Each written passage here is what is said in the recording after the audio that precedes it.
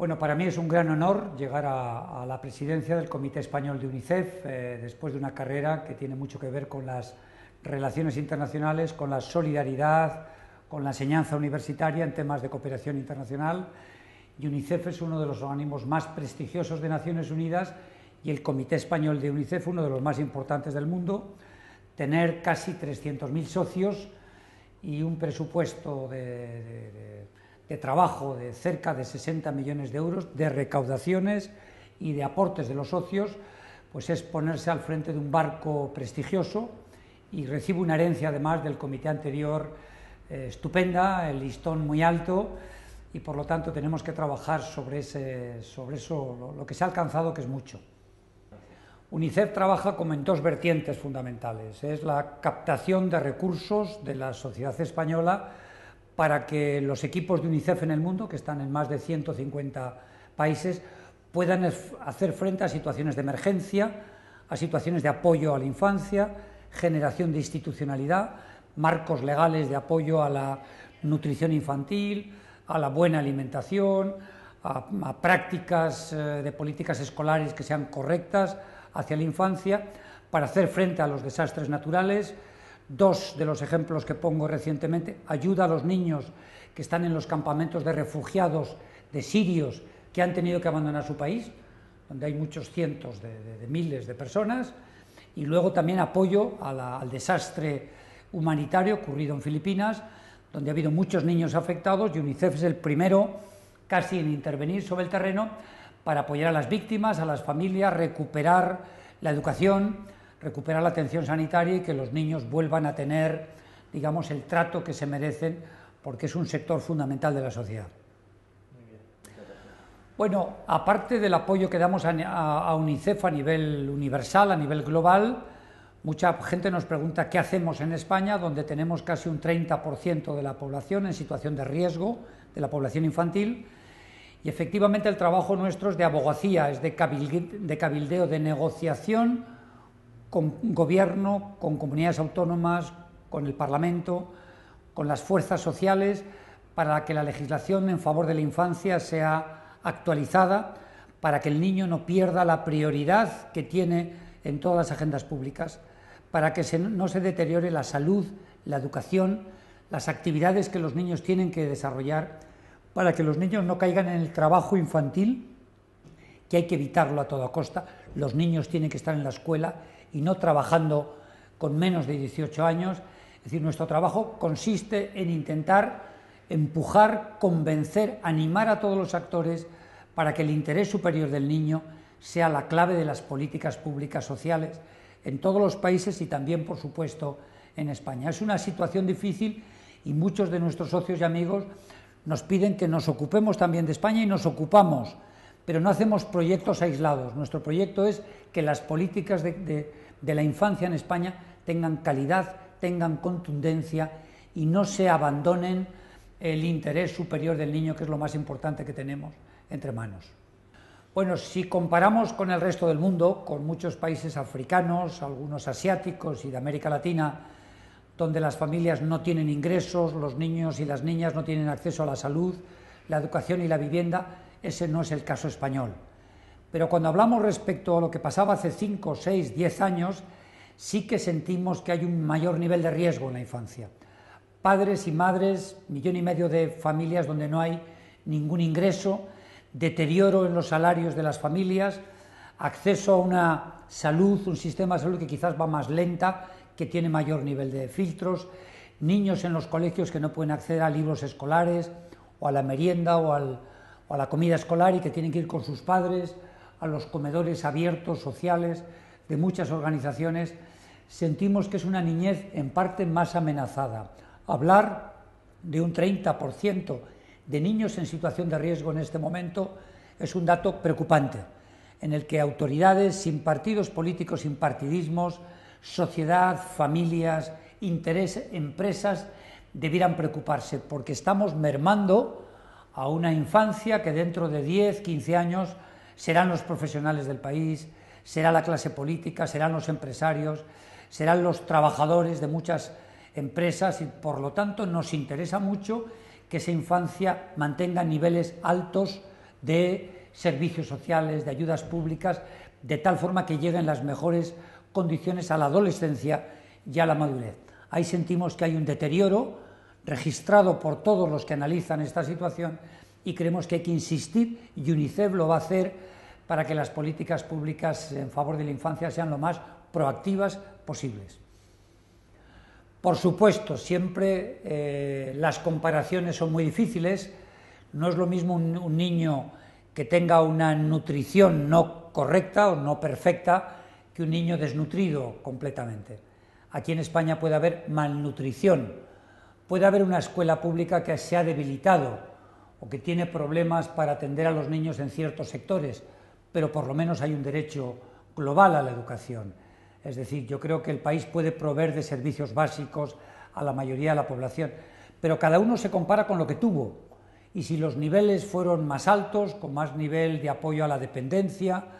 con familias que trabajaban, padre, madre y a veces los hijos también en la casa, y que de repente no llega ningún salario a la familia, entonces la autoestima de los jóvenes y de los niños empieza a cuestionarse y a pasar por un momento de crisis. Entonces entendemos que no se puede comparar, pero también hay deterioros sobre los cuales hay que marcar, hay que señalar, hay que pedir que haya la máxima atención ciudadana. UNICEF está intentando dos cosas: que haya un pacto nacional por la infancia, en favor de la infancia, que la infancia es de todos, todos tenemos hijos, nietos, parientes, niños, familiares o son abuelos de gente joven y de niños y niñas. Un pacto nacional de la infancia, aunque sea comunidad por comunidad, y luego que haya lo que llamamos la cláusula infantil, que cada proyecto, cada cambio legal se registre cuál es el impacto que tiene sobre la infancia. Desde una carretera, un cambio legal, a la construcción de un edificio, puede tener repercusiones sobre la vida del niño, sobre sus derechos, y nosotros queremos que haya una infancia con derechos propios, y por lo tanto muchas de las cosas que hacemos sin darnos cuenta inciden en la infancia, desde el ambiente deteriorado que encuentran en casa hasta una escuela pública que no puede atenderles, quizás como antes, menos servicios de psicólogos, menos refuerzo a los niños que van atrasados, un servicio de salud más lento, más complejo. Entonces entendemos que todo eso es algo que no tiene cariz político, sino que interesa a todas las fuerzas políticas y sociales del país. Por lo tanto, el Pacto para la Infancia es uno de los grandes temas que tenemos en cartera. Bueno, yo creo que uno de los conflictos más, puedo hablar de dos quizás, uno que es muy duro, que es el tema de los refugiados y desplazados por el conflicto sirio. Estamos hablando de varios millones de personas que están en campamentos de refugiados y desplazados en los países que rodean a Siria. Ahí estamos viendo niños sin atención médica, con acceso difícil a alimentos, sin ninguna capacidad de aprendizaje porque no hay un sistema escolar más que a veces muy precario, sin futuro para las familias, con padres y madres desesperados que no obtienen visados, que no se pueden trasladar a ningún país porque además se ponen muchos obstáculos hoy día a recibir a refugiados en el mundo. Me parece que es un tema casi olvidado por la opinión pública, absolutamente sangrante para la infancia. Y también quiero poner, por ejemplo, un caso muy visible, que es el de Haití. Han pasado ya un tiempo largo desde el terremoto que mató a casi 200 y pico mil personas, 250.000, y todavía cuando vemos las fotos y nos cuentan los que viajan a Puerto Príncipe, vemos esos campamentos, ese hacinamiento a las afueras de las ciudades, esos niños que viven en un sistema insalubre, sin higiene, con una educación muy deficitaria en campamentos, viviendo con unas condiciones muy precarias y con familias que su nivel de vida ha sido completamente deteriorado. Un caso es una emergencia política que le obliga a la gente a salir del país, a abandonarlo, y otro es un fenómeno natural creado por la mano de las personas, porque no cabe duda que en el cambio climático tenemos una responsabilidad y está provocando fenómenos naturales de una gran envergadura y de una gran dureza, y en el caso de Haití tuvimos realmente un terremoto de alta intensidad, intensidad 8, que provocó un daño enorme en una población de 10 millones de habitantes y que ha dejado víctimas en muchísimas familias, a los que un tiempo muy largo después del evento todavía están pasando por circunstancias muy crudas, muy crueles. Bueno, yo creo que cuando hablamos del deterioro de de lo que es la capa forestada, cuando hablamos de los problemas del medio ambiente, de los problemas del cambio climático, no cabe duda que la culpa o una parte de la culpa del deterioro ambiental lo tenemos las personas, las empresas, los gobiernos, por no tomar una responsabilidad y medidas muy urgentes.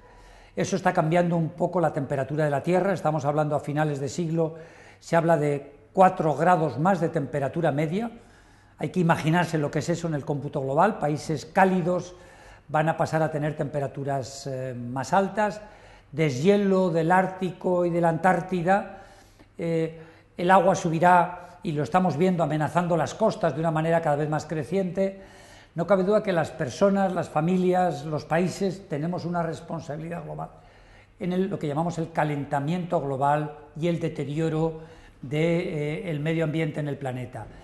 Yo creo que intentamos llegar cuanto antes.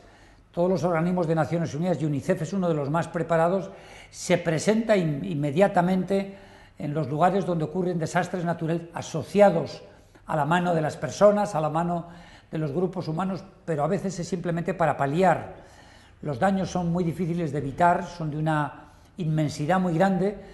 y lo que hacemos desde los organismos es llamar a la conciencia internacional,